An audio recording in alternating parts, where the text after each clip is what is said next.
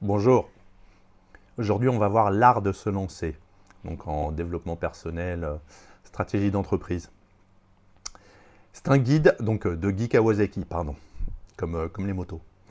L'art de se lancer est un guide pratique, destiné aux entrepreneurs, aux créateurs de start-up, aux intrapreneurs également et aux porteurs de projets.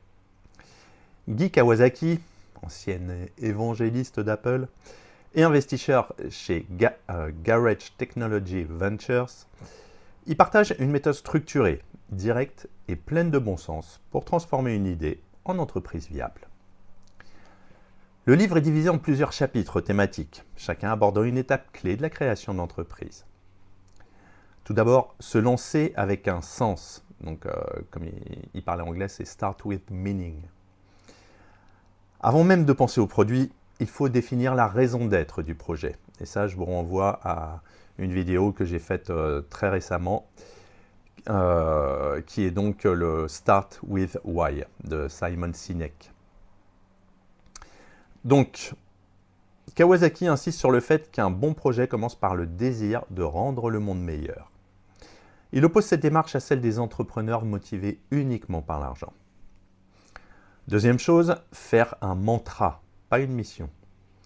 Au lieu d'une longue déclaration de mission corporative, il recommande de créer un mantra court, simple et puissant, qui capture l'essence du projet. Exemple, Nike, Authentic Athletic Performance, ou FedEx, Peace of Mind. Voilà, à chaque fois, ce sont des phrases extrêmement courtes, mais qui marquent. Et on connaît tous ce genre de choses, avec Nike, Just Do It. Ensuite, accroître la valeur par l'innovation. Donc Kawasaki distingue deux types d'innovation. L'incrémental, c'est-à-dire améliorer ce qui existe, ou le breakthrough. Créer ce qui n'existe pas encore. Un bon produit et un bon service doit être à la fois profond, intelligent, complet, élégant et incroyable. Ensuite, il propose d'élaborer un plan réaliste et adaptable, c'est-à-dire que le plan d'affaires ne doit pas être figé ni trop complexe. Il recommande la méthode du 10-20-30 pour les présentations, c'est-à-dire 10 slides, 20 minutes de présentation et police de caractère en taille 30 minimum, afin qu'on ne se pose pas la question je n'arrive pas à lire ou qu'on n'arrive pas à comprendre le message. Cinquièmement, donc positionner et différencier. Donc la valeur d'un produit réside dans sa différenciation. Et l'auteur encourage à identifier ce qui rend l'offre unique et irremplaçable, et à communiquer dessus clairement. Il faut ensuite construire une équipe. Donc il faut recruter non seulement des gens compétents, mais surtout des personnes passionnées, complémentaires et alignées avec le projet, avec la vision. Kawasaki évoque le principe du noble mindness. C'est-à-dire qu'une entreprise doit rassembler des gens qui veulent accomplir quelque chose de plus grand qu'eux-mêmes. Créer ensuite une évangélisation. Donc, il est inspiré de son expérience chez Apple. Il explique comment évangéliser un produit, c'est-à-dire créer une communauté, partager une vision et transmettre l'enthousiasme. Il faut ensuite lever des fonds intelligemment, c'est-à-dire que dans le livre, il donne des conseils concrets sur la recherche d'investisseurs. Mieux vaut une petite levée bien pensée qu'un gros financement désorganisé, d'après lui. Et également, il faut séduire, convaincre, prouver et rester lucide sur ses besoins financiers. En avant-dernier, il propose de créer une culture d'entreprise. Donc pour lui, c'est la colonne vertébrale d'une organisation. Kawasaki plaide pour des valeurs claires, une communication authentique et une gestion transparente. Et enfin, il propose de faire croître, évidemment, et pérenniser. Donc une fois lancée, une entreprise doit savoir s'adapter, apprendre et se réinventer. L'auteur souligne l'importance du feedback, de l'agilité et de l'amélioration continue. Alors si on analyse le livre, c'est un guide pragmatique et bien structuré. En gros, le gros atout du livre, c'est son accessibilité. Donc il n'y a pas de jargon inutile, ni de discours académique. L'art de se lancer est concret, avec des checklists, des exemples, des astuces immédiatement utilisables.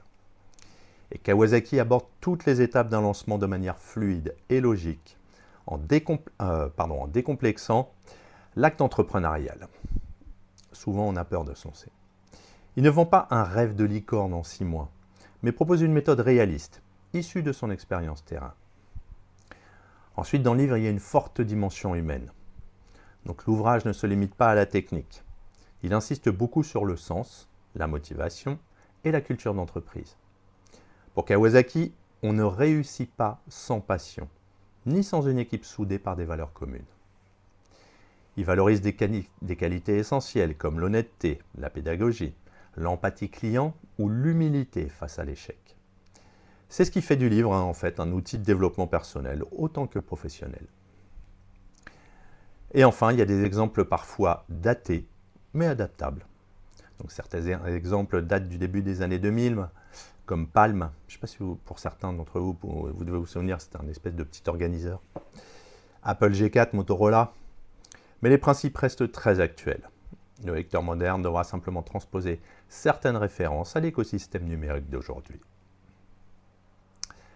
Alors, il n'y a pas de personnage à part entière, mais il cite différents fondateurs de la Silicon Valley, dont bien évidemment Steve Jobs. Donc au final, l'art de se lancer, c'est un classique moderne pour toute personne qui souhaite transformer une idée en projet concret.